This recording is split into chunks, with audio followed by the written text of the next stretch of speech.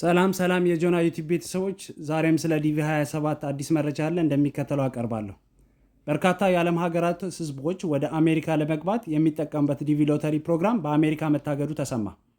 የአሜሪካ የሀገር ውስጥ ደህንነት መስሪያ ቤት ሚኒስትሯ ክሪስቲያኖም በተለምዶ ዲቪ ተብሎ የሚታወቀውን ፕሮግራም ላይ እገዳ መጣሉን አስታውቋል።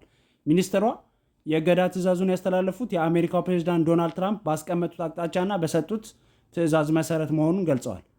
በየዓመቱ በ10 ሺህ የሚቆጠሩ የሌሎች ሀገራት ዜጎች የመግባትና በሀገሪቱ የመኖር ዕድል የሚያስችላቸው ይህ ፕሮግራም እንዲታገድ የተወሰነው ባለፈው ቅዳሜና ሰኞ በአሜሪካ ሁለት ከፍተኛ የትምህርት ተቋማት ላይ ከተፈጸመው ግድያ ጋር በተገናኘ ነው ብለዋል።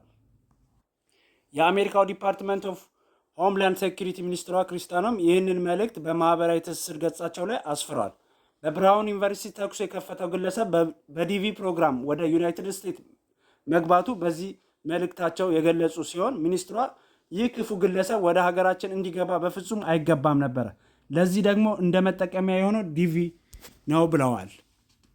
በመሆኑም ዲቪ ከዚህ በኋላ ጥቅም ላይ አይውልም ሲሉ አግደዋል። በብራውን ዩኒቨርሲቲ ሁለት ግለሰቦችን በመግደልና ሌሎችን 9 ግለሰቦችን በማቁሰል የተጠረጠረው ፖርቹጋላዊ ቫላንቴ የተባለው ግለሰብ በፈረንጆቹ 2000 ዓመተ ምህረት በተማሪዎች ቪዛ ወደ አሜሪካ የገባ ሲሆን ተጠርጣሪው በ2017 በዲቪ ሎተሪ አማካኝነት በሀገሪቷ ቋሚ ለመሆን እንደቻለ ተገልጿል።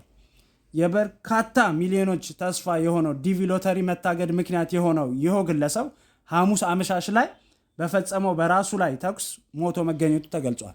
የሀገር ውስጥ ደህንነት ሚኒስትሯ በዲቪ ሎተሪ ፕሮግራም ምክንያት አሜሪካውያን ከእንግዲህ በኋላ ጉዳት እንዳይደርስባቸው ለማረጋገጥ እገዳውን ለአሜሪካ ዜግነትና ኢሚግሬሽን አገልግሎት ማስተላለፋቸውን አስታውቀዋል። ይህ እገዳ ከ55,000 በላይ የሚሆኑ የተለያዩ ሀገራት ዜጎች በአሜሪካ በቋሚነት ለመኖር የሚያስችል ፕሮግራም እንዲቆም የሚደረግ ነው ብለዋል። ቤተሰቦች ይህን ቻናል ሰብስክራይብ፣ ላይክ፣ ሼር በማድረግ ቤተሰብ ይሁኑ።